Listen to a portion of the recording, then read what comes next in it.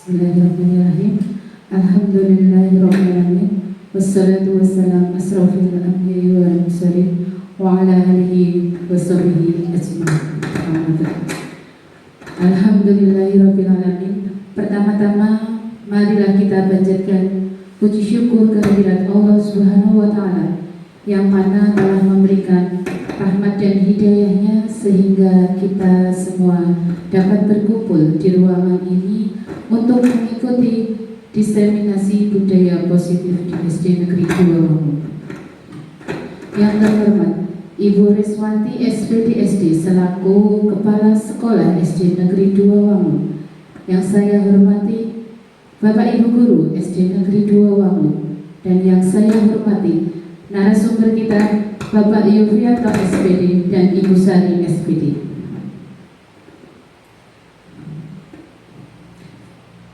Bapak Ibu yang saya hormati, di sini saya sebagai pembawa acara akan membacakan beberapa susunan acara pada siang hari ini. Untuk acara yang pertama yaitu pembukaan. Acara yang kedua menyanyikan lagu Indonesia Raya. Acara yang ketiga yaitu sambutan kepala sekolah. Acara yang keempat penyampaian materi pengibasan. Acara yang kelima lain-lain, dan yang keenam acara penutup. Untuk membersihkan waktu menginjak acara yang pertama yaitu pembukaan. Acara pada siang hari ini marilah kita buka dengan bacaan basmalah bersama-sama. Bismillahirrahmanirrahim.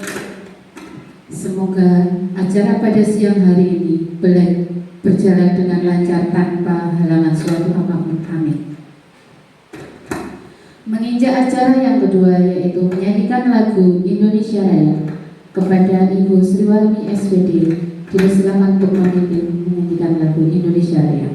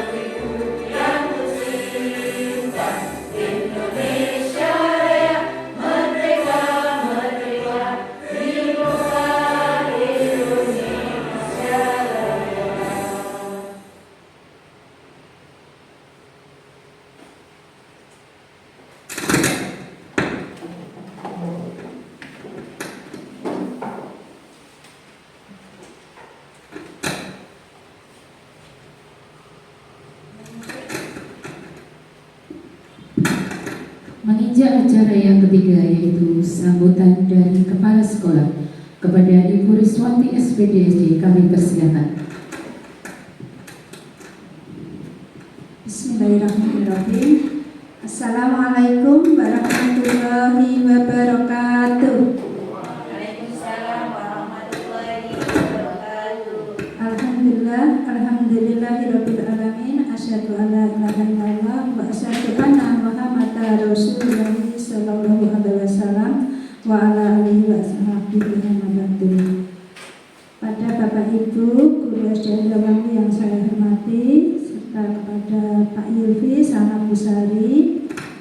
selaku narasumber pada acara kegiatan diseminasi budaya positif SDN Gerawang ini.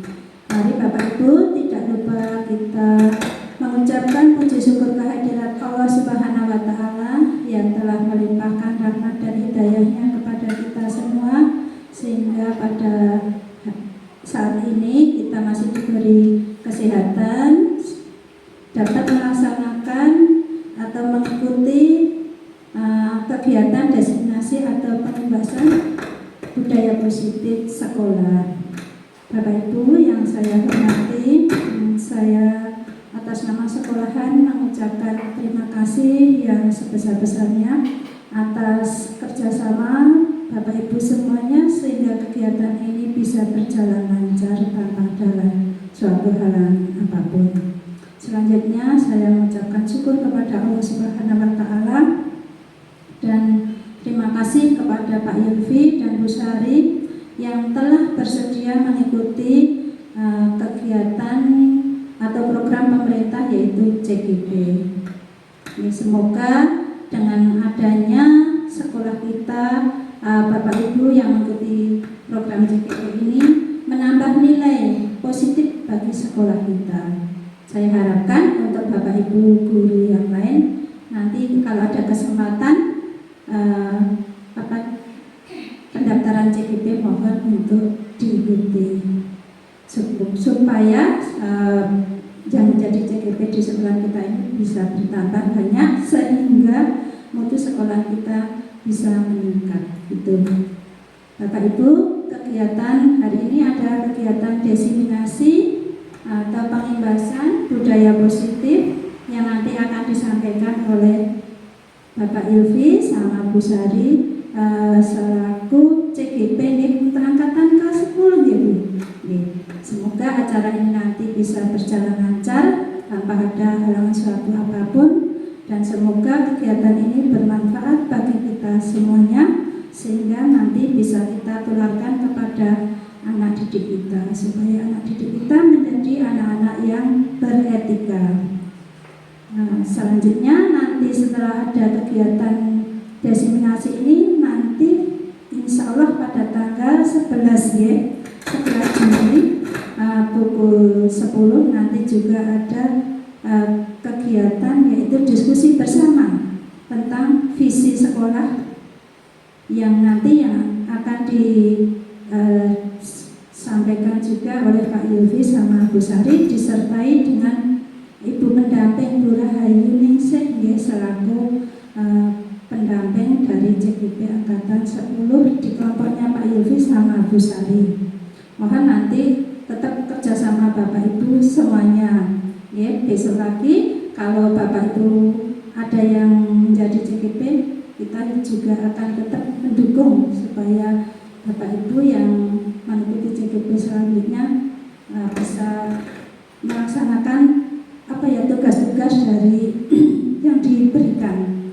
Semoga kegiatan ini sekali lagi bermanfaat bagi kita semua Bapak Ibu, dan terima kasih atas bisa pelaksananya kegiatan ini. Semoga Allah Subhanahu wa Ta'ala meridai kegiatan hari ini dan bermanfaat bagi kita semua. Terima kasih. Atur kalam. Wassalamualaikum warahmatullahi wabarakatuh.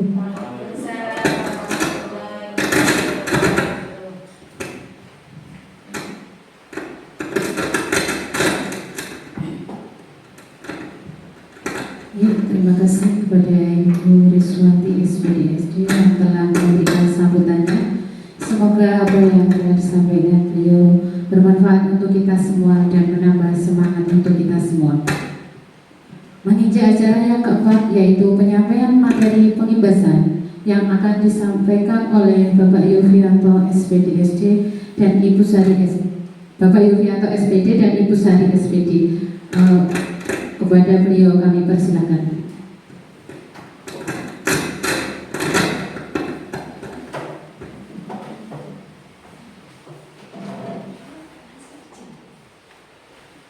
Assalamualaikum warahmatullahi wabarakatuh.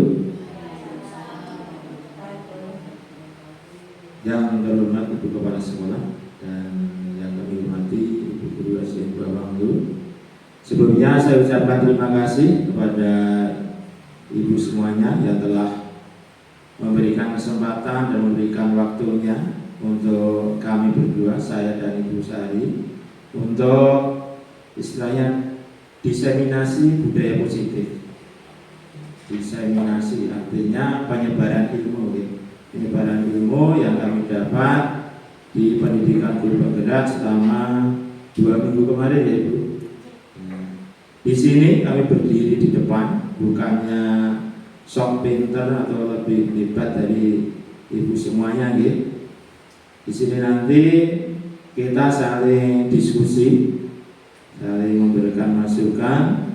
Mungkin ibu semuanya ada yang lebih menguasai tentang materi ini, gitu. Karena sebetulnya materi ini itu sudah ada di topik PMM, Bu.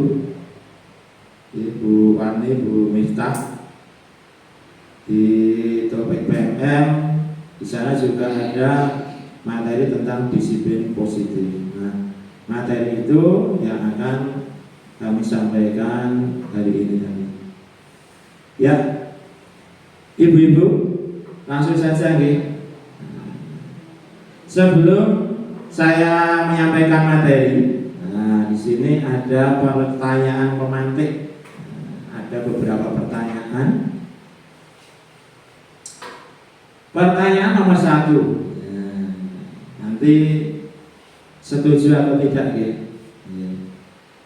Pertanyaan nomor 1. Kira-kira pemberian hukuman dapat mendisiplinkan siswa. Setuju atau tidak, Ibu? Bukan nih, setuju. Alasannya apa, Bu? Yang setuju? Setuju. Ya. Karena dengan memberikan hukuman, siswa kita akan lebih termotivasi untuk mengikuti aturan atau tata tertib. Setujunya di situ. Nah, sedangkan hukuman apa yang kita berikan? Tentu saja hukuman yang sesuai dengan nilai-nilai kependidikan. Begitu, Pak. Oke. Terima kasih atas jawaban dari Ibu Warni. Tadi kayaknya ada yang menjawab tidak setuju ini. Bu Indah, kira-kira alasannya apa itu? Sebelumnya maaf karena di situ tidak tertera hukuman apa yang akan diberikan. Jadi kalau kita nanti contohnya hukuman fisik kan nanti akan membuat anak itu jadi trauma atau jadi gimana-gimana. Tapi kalau di situ tadi dijelaskan, oh hukumannya seperti ini. Kalau hukumannya itu mendidik, mungkin anak akan lebih disiplin lagi. Seperti itu. Oke. Terima kasih atas tanggapan dari atau jawaban dari Ibu Indah. Nah, saya tidak akan menyalahkan atau membetulkan ya, karena itu adalah istilahnya apa, Pak? Pendapat ya, pendapat. Jadi setiap orang mempunyai pendapat tersendiri. Nah, nanti kita lihat materi kita. Nah, setelah kita menyimak materi, apakah ada perubahannya? Yang kedua, pemberian hadiah meningkatkan prestasi siswa. Kira-kira setuju atau tidak ini? Pemberian hadiah meningkatkan prestasi siswa.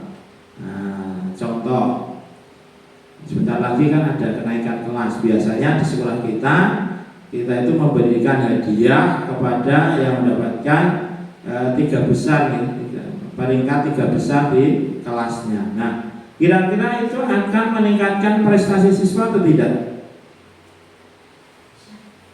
Bisa Ibu? Oh, bisa jadi. Ya.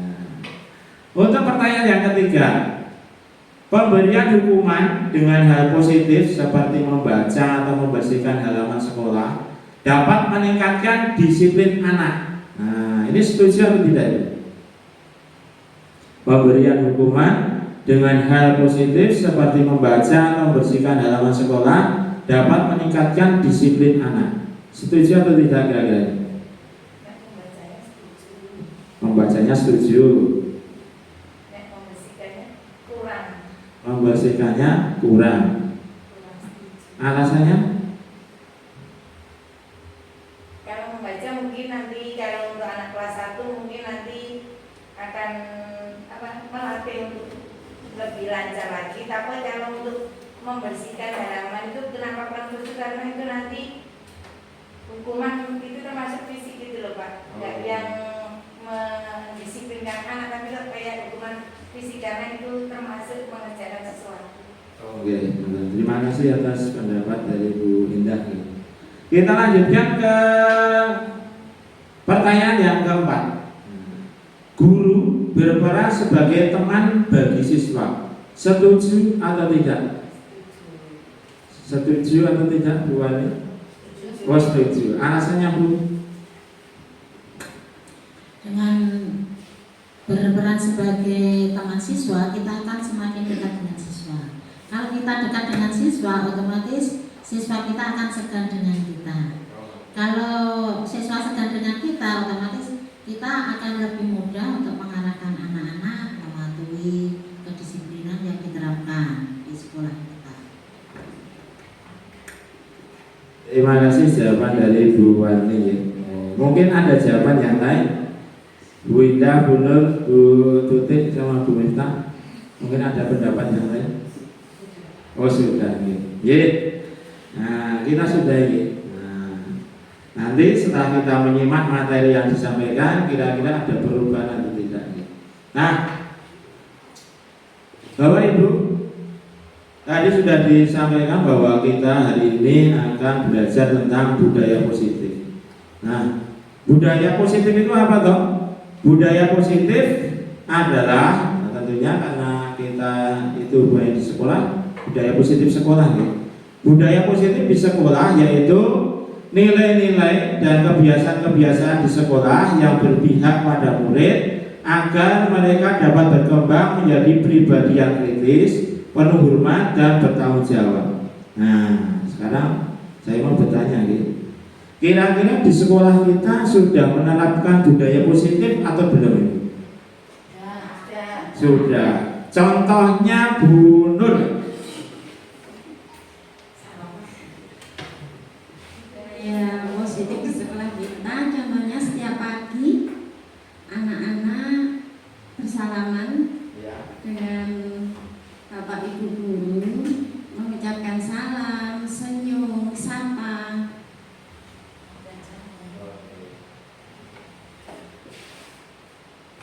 Ya, betul sekali ya Bu. Di sekolah kita ternyata sudah menerapkan budaya positif. Tadi dijawab sama Bu Nur. Contohnya bersalaman ketika sampai di sekolah. Terus senyum sapa dengan guru dan teman. Nah, itu adalah contoh budaya positif yang kita laksanakan di sekolah kita. Masih banyak lagi ya contoh budaya positif yang dilaksanakan di sekolah kita, seperti Jumat Khusyuk, Jumat Bersih, gitu, Jumat Sehat. Nah, itu juga termasuk budaya positif. Nah, Ibu semuanya, hari ini kita akan belajar tentang konsep inti untuk menciptakan budaya positif. Itu ada beberapa.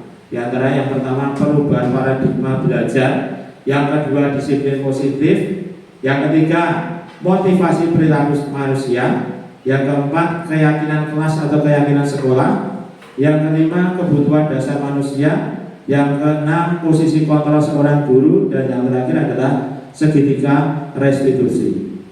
Langsung saja kita ke yang pertama, perubahan paradigma belajar. Pembelajaran dengan paradigma baru itu yang bagaimana toh? Pembelajaran dengan paradigma baru merupakan pembelajaran yang dirancang berdasarkan prinsip pembelajaran berdiferensiasi atau sesuai dengan kebutuhan siswa, sehingga para peserta didik belajar sesuai kebutuhannya berdasarkan tahap perkembangan sesuai teori psikologi modern untuk mewujudkan profil pelajar Pancasila. Nah, sekarang saya mau bertanya dulu, kira-kira pembelajaran zaman dulu dengan zaman sekarang itu ada perbedaan atau tidak ya? Ada. Yang terlihat apa Bu Indah? Kalau zaman dulu mungkin anak-anak masih disuruh membaca terus menulis di depan tanpa disuruh, maksudnya memberikan apa namanya, keleluasaan siswa untuk memperlebar materi yang ada. Tapi kalau sekarang kan sudah, apalagi kurikulum merdeka ini, seakan-akan memang anak itu disuruh menunjukkan kreativitas anak itu sendiri bagaimana sampai seberapa. Bapak Ibu guru tinggal memandu, memfasilitasi siswa untuk lebih maju lagi. Terima kasih jawaban dari Bu Indah ya. Nah, betul sekali ya, tadi yang disampaikan oleh Bu Indah. Nah, kalau saya boleh menjawab, kalau zaman dahulu itu pembelajaran itu lebih ke guru standar ya, apa Bu? Teacher standard gitu. Nah, berpusat pada guru. Namun sekarang itu pembelajaran itu lebih berpusat kepada siswa atau peserta didik seperti itu. Gitu. Kita lanjutkan ke materi yang selanjutnya. Ini yang ada hubungannya dengan pembelajaran tadi. Gitu. Ternyata sekarang itu ada beberapa miskonsepsi tentang makna kontrol itu. Nah, ini menurut Dr. William Glasser. Yang pertama, ilusi guru mengontrol murid. Nah, yang kedua, ilusi bahwa semua pengetahuan positif, efektif, dan bermanfaat. Yang ketiga, ilusi bahwa kritik dan kritik itu akan membuat orang merasa bersalah dan dapat menguatkan karakter siswa. Yang terakhir, ilusi bahwa orang dewasa itu memiliki hak untuk memaksa. Nah, ternyata menurut William Glasser itu semua itu salah. Salahnya di mana? Nah, ilusi guru mengontrol murid. Pada dasarnya kita tidak dapat memaksa murid untuk berbuat sesuatu jika murid tersebut memilih untuk tidak melakukannya. Walaupun tampaknya guru sedang mengontrol perilaku murid, hal demikian terjadi karena murid sedang mengizinkan dirinya untuk dikontrol. Nah, saat itu bentuk kontrol guru menjadi kebutuhan dasar yang dipilih murid tersebut. Nah, teori kontrol menyatakan bahwa semua perilaku memiliki tujuan, bahkan terhadap perilaku yang tidak disukai. Nah, ini adalah contoh ilusi guru mengontrol murid. Jadi ternyata guru mengontrol murid itu tidak efektif gitu. Terus yang terakhir itu ilusi bahwa orang dewasa itu memiliki hak untuk memaksa. Nah, ini juga termasuk tidak bagus ya, tidak sesuai dengan pendidikan saat ini. Karena apa? Kita mungkin sering mengalami di mana ya, di kelas atau mungkin di rumah ya, tentang orang dewasa atau kita memaksa anak kita atau mungkin murid kita gitu. Nah, mungkin anak itu akan menurut dengan apa yang kita katakan. Contoh, kamu harus contohnya saya tidak disenangi apa ya kira-kira. Wah, belajar tiap hari dipaksa apa. Ya kira-kira Bu Indah contohnya. Wah, ini Bu Indah contohnya menyuruh anaknya makan bakso, Haifa gitu. Nah, dipaksa. Padahal Haifa anak yang tidak suka bakso. Nah, apa yang terjadi? Mungkin sesekali Haifa itu akan mau gitu. Tapi karena memang makan bakso itu tidak kesukaan dari Haifa, bahkan mencium baunya saja tidak suka. Nah, itu akan menimbulkan dampak negatif yang ada dalam diri anak dari Bu Indah. Akan ada penolakan, mungkin malah terjadi dendam. Oh, ibu ini maksud aku makan bakso. Nah, selanjutnya tentang stimulus respon dan teori kontrol. Dalam stimulus respon, seolah-olah orang lain dapat kita kontrol. Nah, ini ada hubungannya tadi. Dapat kita kendalikan, sehingga kita dapat merubah seseorang menjadi apa yang kita inginkan. Tetapi pada teori kontrol sangat bertolak belakang. Sesuatu yang sedang kita kontrol sebetulnya tidak dapat kita kendalikan. Karena yang dapat mengontrol adalah dirinya sendiri, bukan orang lain. Sesungguhnya setiap orang itu berperilaku memiliki tujuannya sendiri-sendiri. Lanjut Bu. Nah ini kita masuk ke makna disiplin. Kira-kira makna disiplin itu apa Ibu? Disiplin. Kalau di kita berarti taat peraturan gitu, itu disiplin. Nah, manut, ya manut. Nah, kalau di sini disiplin itu berasal dari bahasa Latin, yaitu disciplina, yang artinya belajar. Makna asal dari kata ini berkonotasi dengan disiplin diri dari murid-murid. Jadi menurut Socrates dan Plato, ya. Makna asal dari kata ini berkonotasi dengan disiplin diri dari murid-murid. Disiplin diri membuat orang menggali potensinya menuju sebuah tujuan apa yang dia dihargai. Namun di dalam budaya kita, makna kata disiplin ini telah berubah menjadi sesuatu yang dilakukan seseorang pada orang lain untuk mendapatkan kepatuhan.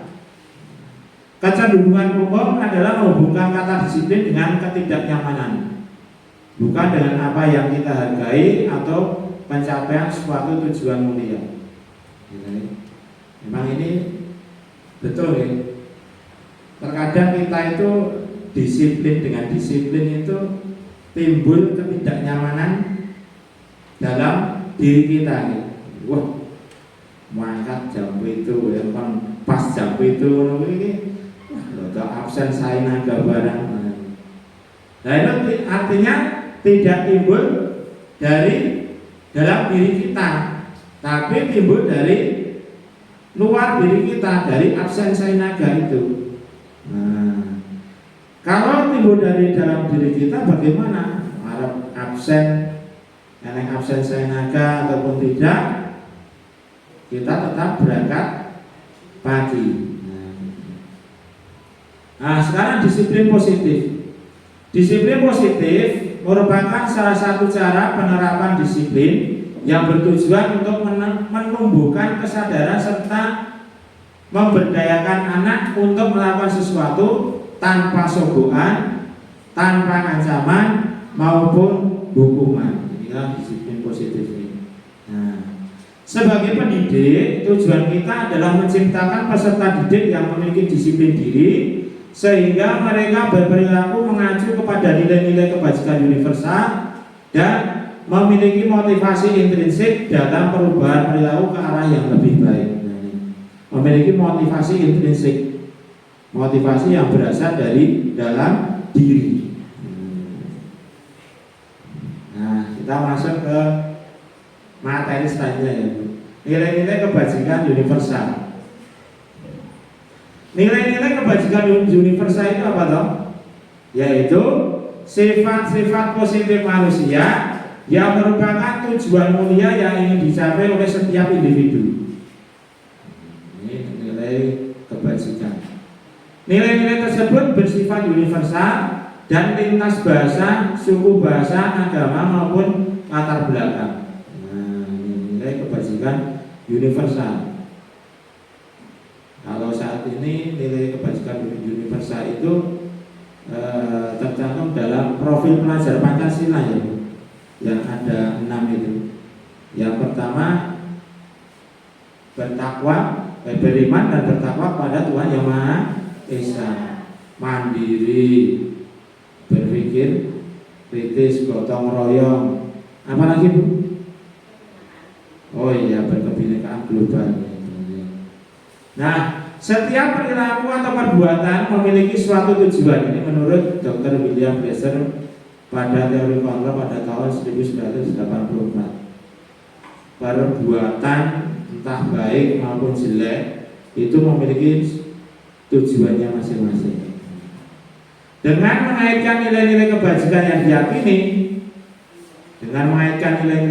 yang diyakini seseorang, maka motivasi intrinsiknya akan terbangun, sehingga menggerakkan motivasi dari dalam untuk dapat mencapai tujuan mulia yang diinginkan.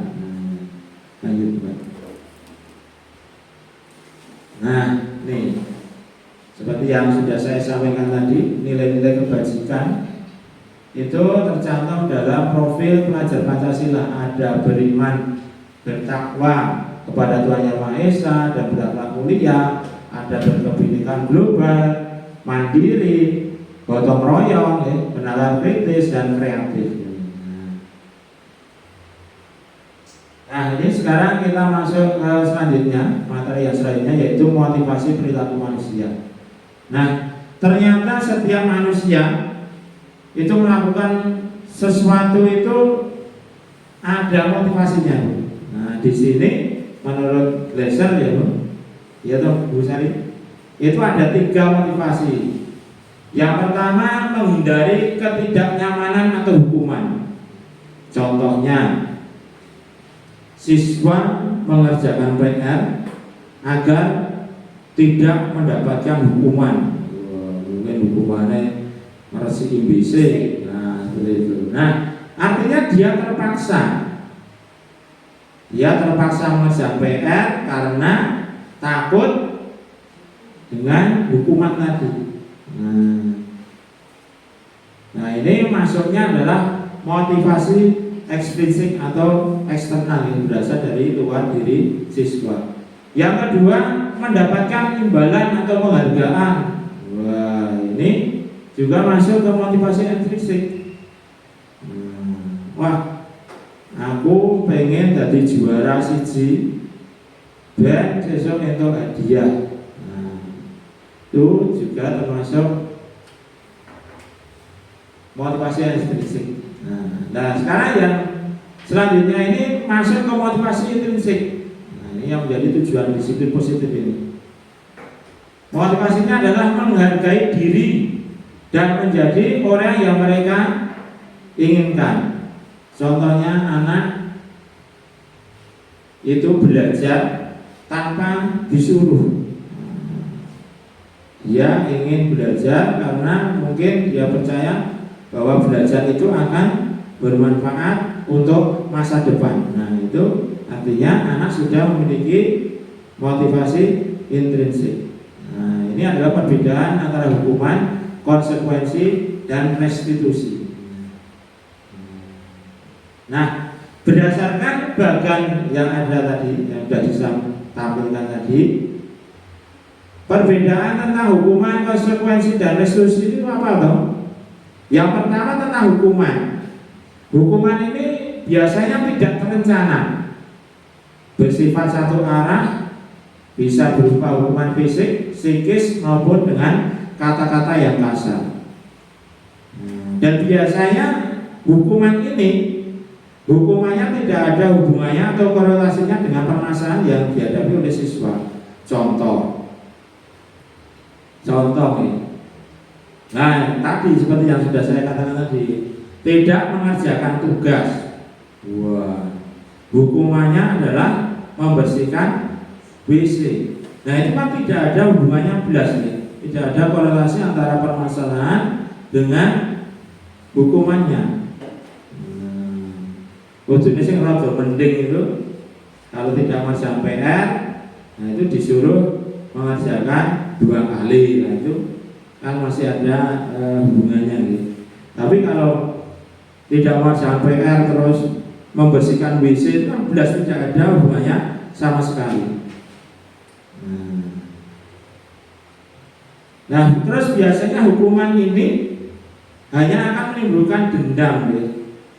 Nah, dendam siswa. Itu tadi tidak mengerjakan PR terus dikonversi IBC. Kira-kira apa yang terjadi dalam diri siswa? Pasti akan muncul dendam. Wah, aku beranggar PR dikonversi IBC. Nah, Yang kedua, konsekuensi. Konsekuensi ini berbeda dengan hukuman gitu. Konsekuensi ini bersifat terencana, sudah disepakati. Bentuk-bentuk konsekuensi dibuat oleh pihak guru, oleh sekolah. Contohnya, dan biasanya konsekuensi ini masih ada hubungannya gitu. Contohnya ya tadi ketika tidak mengerjakan PR, mungkin disuruh, konsekuensinya disuruh menulis atau mengerjakan di perpustakaan gitu. Itu masih ada korelasi. Tapi tentunya sudah disepakati sebelumnya. Nah, ini maksudnya ke peraturan gitu. Jadi peraturan sekolah itu dibuat oleh bukan dibuat oleh siswa dan guru, tapi biasanya dibuat oleh guru sendiri. Nah, tapi itu sudah disepakati. Oh, jadi siswa sudah tahu yang melanggar PR kalau tidak mengerjakan PR akan mengerjakan di perpustakaan. Itu maksudnya ke konsekuensi. Terus yang selanjutnya adalah restitusi. Restitusi adalah proses menciptakan kondisi bagi murid untuk memperbaiki kesalahan mereka sehingga mereka bisa kembali pada kelompok mereka dengan karakter yang lebih kuat. Nah, ini nanti untuk lebih jelasnya akan disampaikan oleh Ibu Sari. Nah, ini ada pertanyaan ini. Kira-kira ini konsekuensi atau hukuman? Nomor 1, mencatat 100 kali di dalam buku kalimat saya tidak akan terlambat lagi karena terlambat ke sekolah. Kira-kira ini masuk hukuman atau konsekuensi? Pemerintah, masuk ke mencatat 100 kali di dalam buku kalimat saya tidak akan terlambat lagi karena terlambat ke sekolah. Ini maksudnya kan? Itu sudah tertulis atau belum? Itu tergantung tertulis atau belum sebelumnya. Oh, enggak. Sebelumnya itu sudah tertulis. Dan disepakati, itu maksudnya ke konsekuensi. Tetapi kalau, woi, kowe ra garap ya, saya ini nulis 100 100. Nah, itu maksudnya ke hukuman. Terus yang kedua, lari mengelilingi lapangan basket 2 kali karena terlambat hadir di sekolah. Bunur?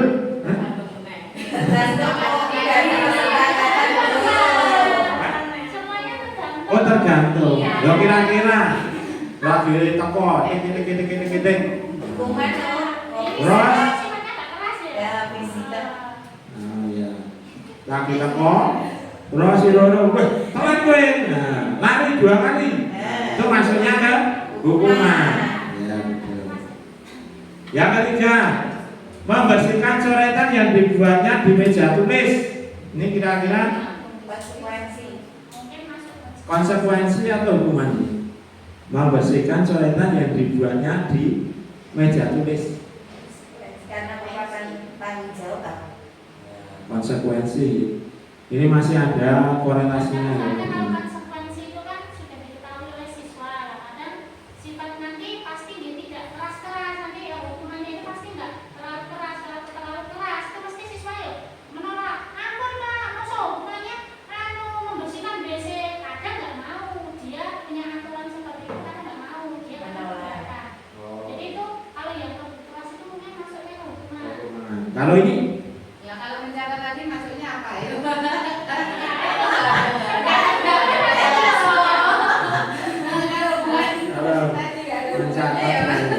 mencatatnya terlalu banyak, kalau sedikit mungkin konsekuensi. Lah ini 100 kok. Itu sama mencatatnya 100 kali sampai. Masa siswa mesti menolak seperti itu. Konsekuensinya Ada tahu timbul rasa tidak nyaman itu benar. Hukuman ya. Ben kapok, karepe ben kapok. Tujuannya ben kapok. Kalau bersihkan coretan ini lebih masuk ke konsekuensi. Karena masih ada hubungannya. Dan kowe coret-coret meja ya kamu harus membersihkan. Terus soal selanjutnya, murid diminta untuk push up 15 kali karena tidak menggunakan masker ke sekolah. ini maksudnya karena apa Bu? Hukuman ya. Berdiri di depan kelas sambil mengangkat kaki satu karena tidak bisa menjawab pertanyaan. Hukuman. Ya, hukuman. Selanjutnya membersihkan WC karena merusak pensil teman. Oh iya, ini jelas tidak ada korelasinya gitu. Seharusnya kalau cuma merusak pensil teman ya harusnya untuk minta maaf dan untuk mengganti. Ya, betul. Lari keliling lapangan karena terlambat 10 menit saat pelajaran PJOK. Hukuman gitu. Nah, ini masih ada dihukum oleh penghargaan.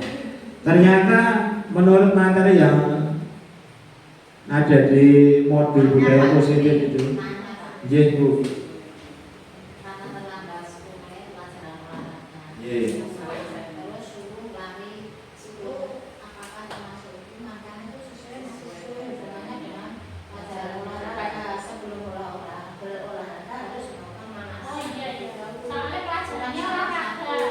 Karena terlambat 10 menit saat pelajaran itu. Tergantung Bu, ini sudah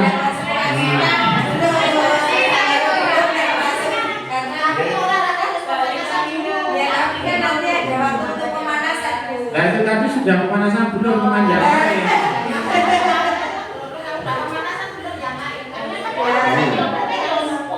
10 menit berarti sudah pemanasan. Berarti tergantung lagi gitu. Itu bisa masuk ke konsekuensi dan bisa masuk ke hukuman ya. Nah ini dihukum oleh penghargaan. Menurut materi yang ada di modul itu ternyata penghargaan itu bisa menghukum siswa. Di sini bisa dampaknya gitu. Pengaruh jangka pendek dan jangka panjang. Penghargaan itu tidak efektif. Penghargaan merusak hubungan. Penghargaan tidak efektif itu seperti apa contohnya Bu Sari? Menurut saya untuk penghargaan tidak efektif itu kadang untuk kedepannya mungkin siswa itu akan ambisi untuk belajarnya itu fokusnya itu ke penghargaan. Jadi seumpama nanti ada waktu dia itu tidak berhasil untuk meraihnya, itu untuk bangkit kembali untuk lebih semangat itu nanti kurang efektif. Jadi dia agak terlalu down seperti itu. Beda kalau motivasinya untuk belajar, untuk berprestasi itu tidak hanya ke penghargaan, itu untuk motivasi lebih ke depannya itu agak lebih mudah daripada itu tadi penghargaan. Ya. Oke, terima kasih yang disampaikan oleh Bu Sari bahwa tadi disampaikan bahwa ketika anak itu hanya berfokus kepada suatu penghargaan, itu artinya dampaknya itu kepada siswa sendiri itu tidak begitu terasa gitu. Bahkan ketika ada perubahan pun itu tidak akan bertahan lama, malah mungkin mutung kalau penghargaannya tidak sesuai dengan yang diharapkan oleh siswa. Contohnya di sekolah kita gitu. Nah, sekolah kita sering melakukan kegiatan dan ada hadiahnya. Contoh, ketika kemarin ada kegiatan pramuka itu gitu. Nah, itu juara 1 itu akan mendapatkan penghargaan. Wah, siswa dari awal sudah semangat sekali. Mengikuti kegiatan dari awal sudah semangat sekali. Ternyata setelah diumumkan juaranya dan anak-anak tahu bahwa hadiahnya tidak sesuai dengan yang mereka inginkan, nah itu timbul rasa kecewa dari anak-anak. Nah, itu membuktikan bahwa penghargaan itu ternyata menghukum. Nah, kan penghargaan itu menghukum. Mengurangi kualitas ya. Oh iya, besok lagi ulang paling hadiahnya belum ono kae. Nah, paling ada kurang wae terus tak kalah wae. Nah, seperti itu biasanya gitu. Nah, itu ketika Bapak tadi penghargaan itu merupakan hukuman. Motivasi dalam diri juga rendah. Nah, demikian yang bisa saya sampaikan ya, untuk materi selanjutnya akan disampaikan oleh Ibu Sari. Nah, saya mohon maaf apabila selama menyampaikan materi tadi banyak kesalahan ya. Nah, sekali lagi saya mohon maaf yang sebesar-besarnya. Waktu saya kembalikan ke Bu Miftah. Oh, langsung ya, langsung aja Bu.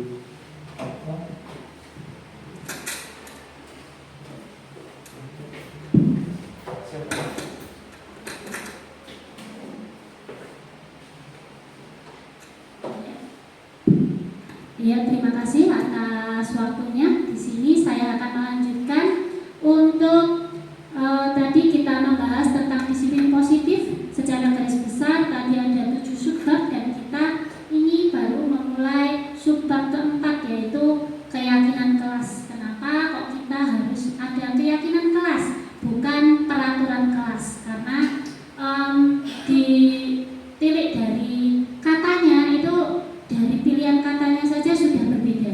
Peraturan kelas itu kalau kita dengarkan, kita masukkan ke hati kita, itu sifatnya lebih keras daripada keyakinan kelas. Dan di sini ternyata juga secara pengertian dan juga secara keseluruhan ternyata berbeda antara keyakinan kelas dan peraturan kelas.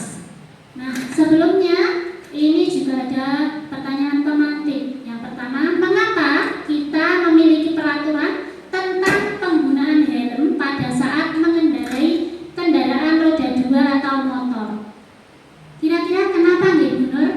Kenapa kalau kita punya peraturan harus menggunakan helm? Oh ya, biar aman ya, bisa. Karena kita diatur untuk menggunakan helm itu sebenarnya kembali ke diri kita sendiri, ya, diri kita sendiri agar kita pengguna helm itu aman. Yang kedua, mengapa kita memiliki peraturan tentang menggunakan masker dan mencuci tangan setiap saat?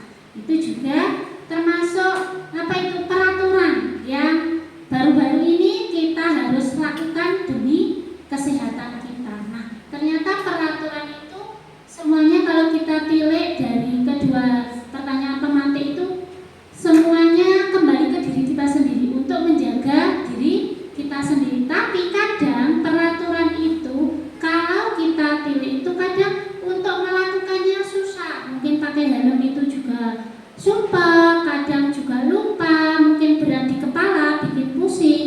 Tapi apabila tidak kita laksanakan, mungkin kita akan mendapatkan hukuman seperti itu. Next, Pak. Ya, apa keyakinan kelas itu? Keyakinan kelas yaitu nilai-nilai kebajikan universal yang telah disepakati secara tersirat dan tersurat, lepas dari adanya latar belakang suku, negara, bahasa, maupun juga agama. Keyakinan kelas dibuat secara bersama-sama dengan seluruh siswa yang mempunyai nilai-nilai kebajikan yang dapat dipercaya. Jadi di situ dijelaskan keyakinan kelas itu dibuat bersama-sama antara guru juga siswa. Sedangkan peraturan kelas yang tadi sudah di depan dibahas dengan Pak Yufik itu yang menentukan guru maupun sekolah. Jadi itu salah satu perbedaannya. Next.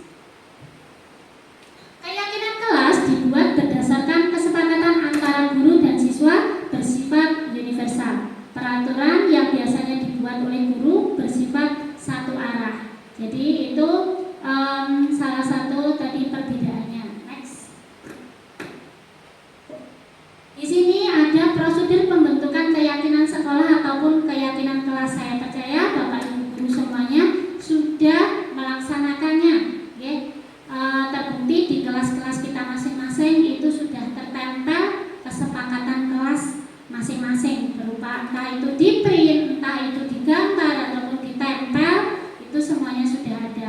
Prosedur pembentukannya yang pertama yaitu mempersilahkan warga sekolah atau siswa untuk mencurahkan ide tentang peraturan yang akan disepakati. Kemudian mencatat semua masukan, selanjutnya ganti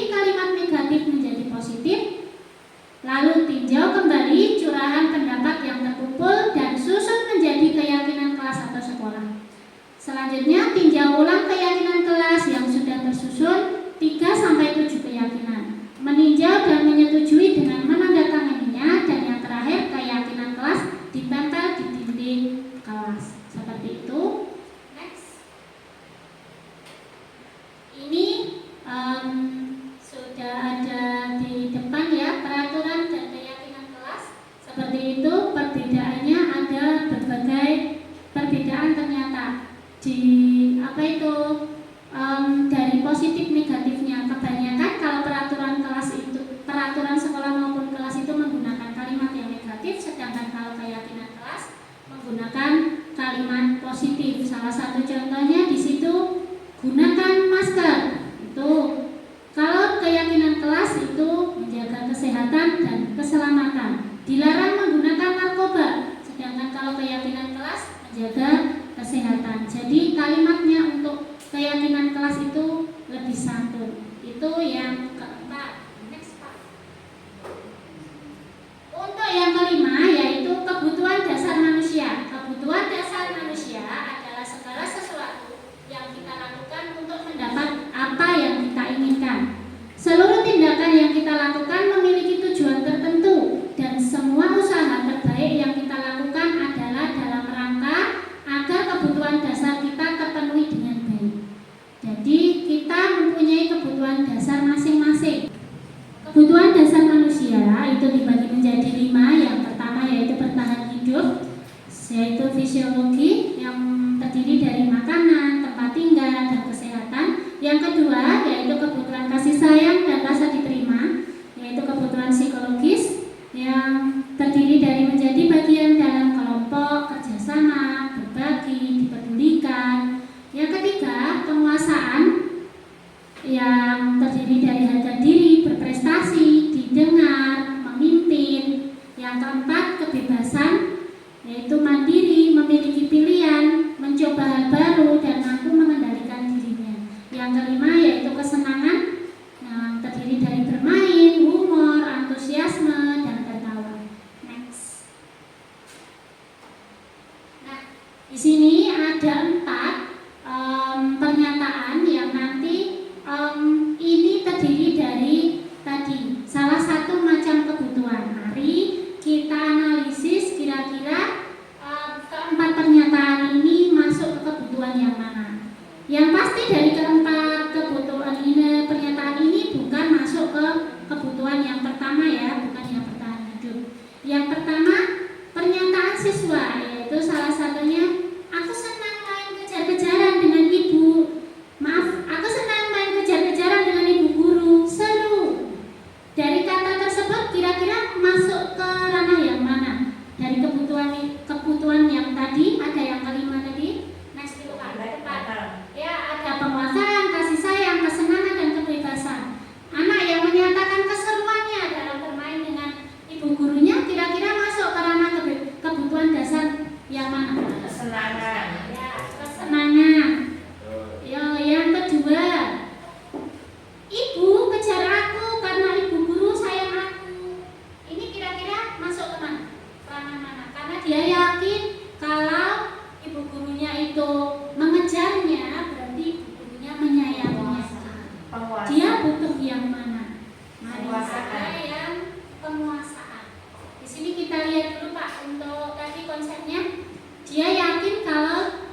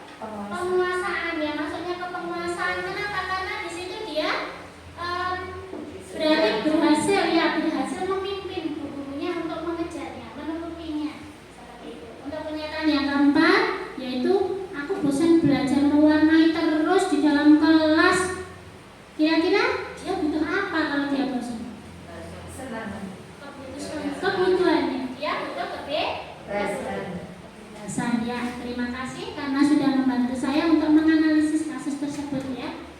Nah, yang selanjutnya, materi subbab selanjutnya yaitu tentang posisi kontrol. Sama seperti tadi, kalau Pak Yulfi tadi apa itu hukuman dan restitusi, saya masuk ke ranah posisi kontrol. Guru mempunyai 5 posisi kontrol, yaitu yang pertama sebagai penghukum, yang kedua pembuat rasa bersalah, yang ketiga sebagai teman, yang keempat sebagai pemantau, dan yang kelima sebagai manajer.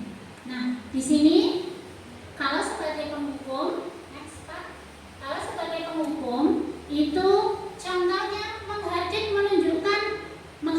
menunjukkan berkaca pinggang, membentak, dan kebanyakan itu hukuman fisik, dan dampaknya anak akan menjadi pendendam dan tidak menyukai guru atau mata pelajaran tertentu. Seperti itu. Kalau pembuat merasa bersalah itu biasanya pakai suara yang lembut namun menyalahkan siswa. Guru menyatakan kesalahan pada siswa dan guru berasa yang paling menderita seperti itu. Nah, dampaknya itu akan membuat murid merasa bersalah pada gurunya dan dia menjadi rendah diri dan menarik diri seperti itu. Untuk yang ketiga, posisi sebagai teman itu guru bersikap ramah, cenderung bersendau gurau untuk menghangatkan suasana, dan dampaknya murid bergantung pada satu orang dan membuat siswa tidak mandiri.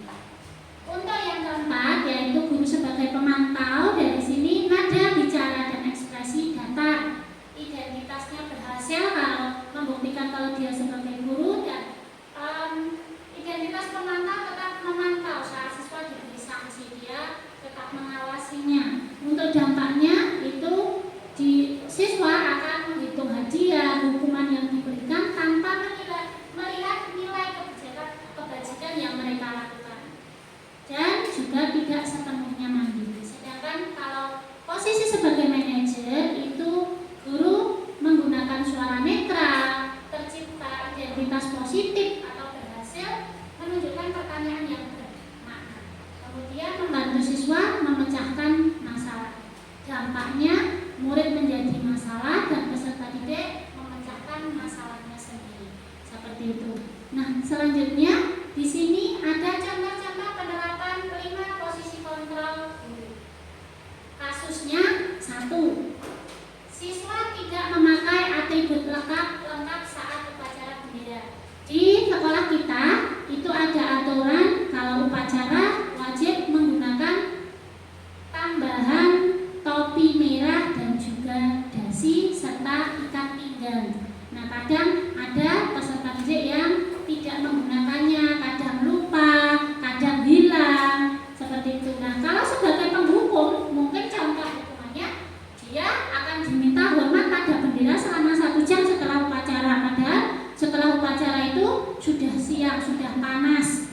Nah, kalau sebagai penghukum, guru akan menghukum seperti ini, dia akan dendam kepada gurunya. Wah, kita nolong guru, itu besok lagi saya mungkin tidak akan menyapa, seperti itu. Nah, kalau pembuat merasa bersalah ini dengan cara seperti ini. Beberapa kali ibu bapak dia bilang, beberapa kali sudah dibilangi, kamu selalu saja mengecewakan bapak ibu guru.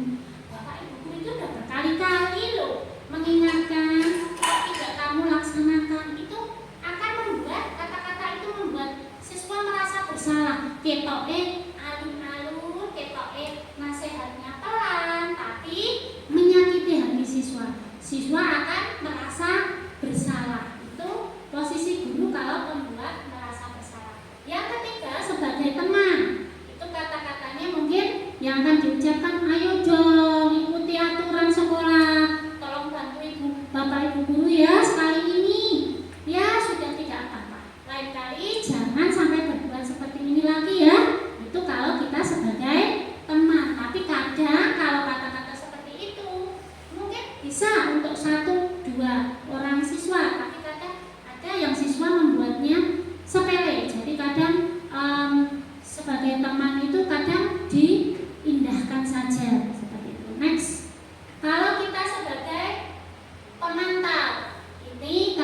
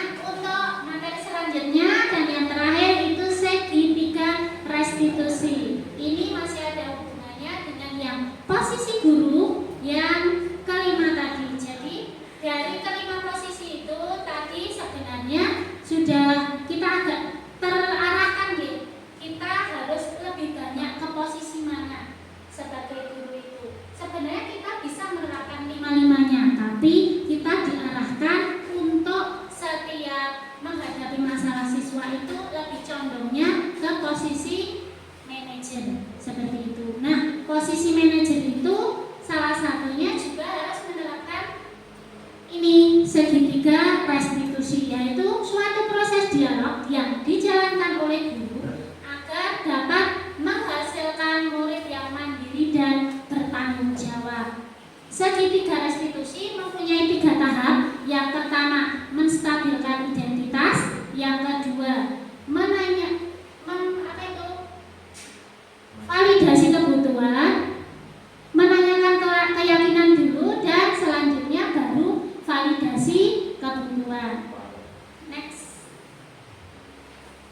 Nah, menstabilkan identitas itu bagian dasar dari segitiga restitusi, bertujuan untuk mengubah identitas anak dari orang yang gagal karena melakukan kesalahan menjadi orang yang sukses. Contohnya tadi dia tidak menggunakan atribut lengkap. Kalau kita ingin menjadi reflektif, maka kita harus meyakinkan si anak dengan cara mengatakan kalimat-kalimat ini. Salah satunya, berbuat salah itu tidak apa-apa. Tidak ada manusia yang sempurna. Saya juga pernah melakukan kesalahan seperti itu. Kita bisa menyelesaikan ini. Nah, itu dari tadi, seumpama tadi ada contoh dari siswa yang tidak menggunakan atribut lengkap, kita kalau menggunakan segitiga restitusi, menstabilkan identitas itu kita tanya, kenapa kok tidak menggunakan? Tidak apa-apa, kemudian temanku juga ada yang seperti itu.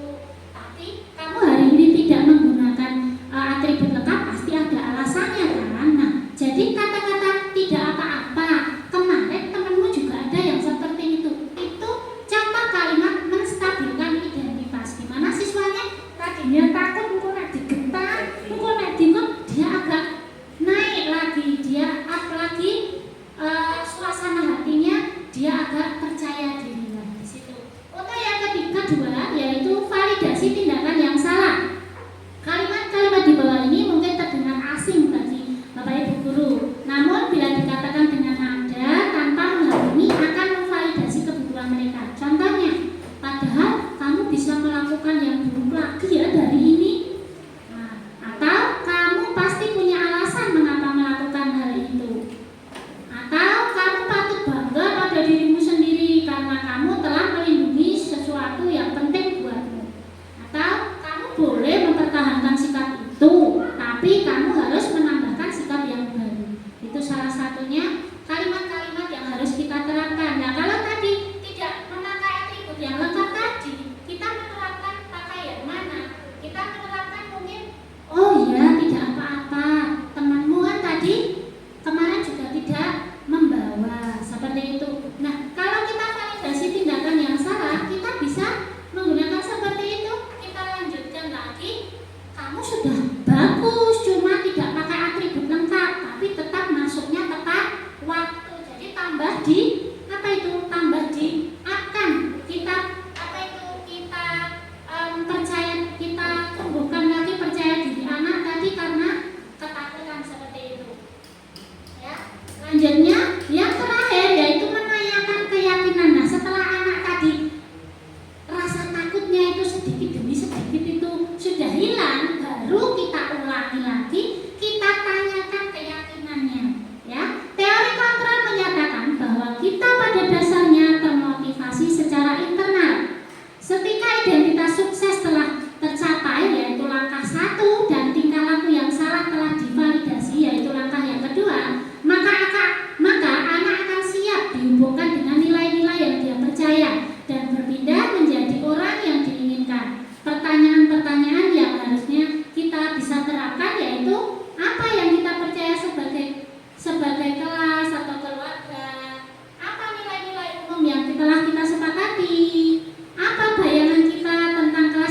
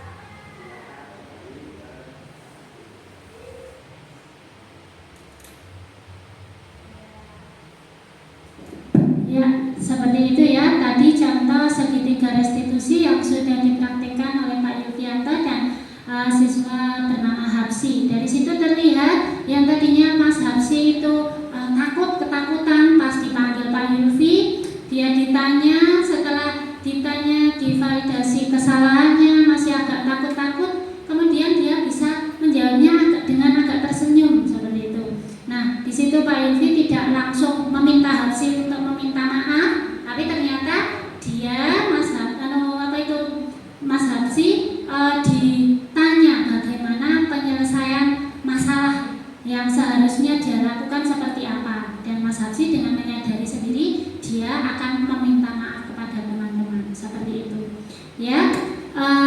Terima kasih kepada Bapak Ibu guru semuanya karena sudah meluangkan waktu pada siang hari ini untuk berdiskusi, sharing dengan kami.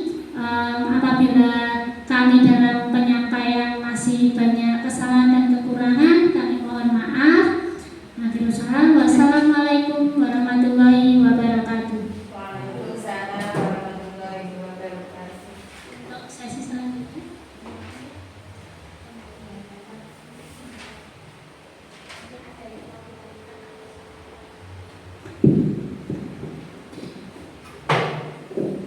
Demikian tadi pemaparan materi tentang budaya positif yang telah disampaikan oleh Bapak Yufianto dan Ibu Sari. Kemudian meninjau acara yang kelima, yaitu lain-lain. Mungkin dari Bapak Ibu ada yang ingin ditanyakan atau mungkin ingin mengulang kembali atau bertanya materi yang belum dipahami, kami persilahkan. Berarti tidak ada yang ditanyakan. Kita lanjut untuk acara yang terakhir, yaitu penutup. Tapi sebelum acara pada siang hari ini kita tutup, alangkah baiknya kita berdoa terlebih dahulu. Doa kami persilakan. Terima kasih. Untuk menutup kegiatan pada siang hari ini, mari kita ucapkan hamdalah bersama-sama. Alhamdulillahirabbil alamin. Ya, terima kasih atas waktunya dan terima kasih sudah menyempatkan untuk mengikuti kegiatan diseminasi budaya positif. Semoga apa yang telah disampaikan bermanfaat untuk kita semua dan menambah pengetahuan wawasan kita tentang budaya positif yang bisa kita terapkan di SD Negeri 2 Wangu ini. Akhir kata dari saya, mohon maaf apabila banyak kata yang kurang berkenan di hati Bapak Ibu. Saya mohon maaf yang sebesar-besarnya. Assalamualaikum warahmatullahi wabarakatuh.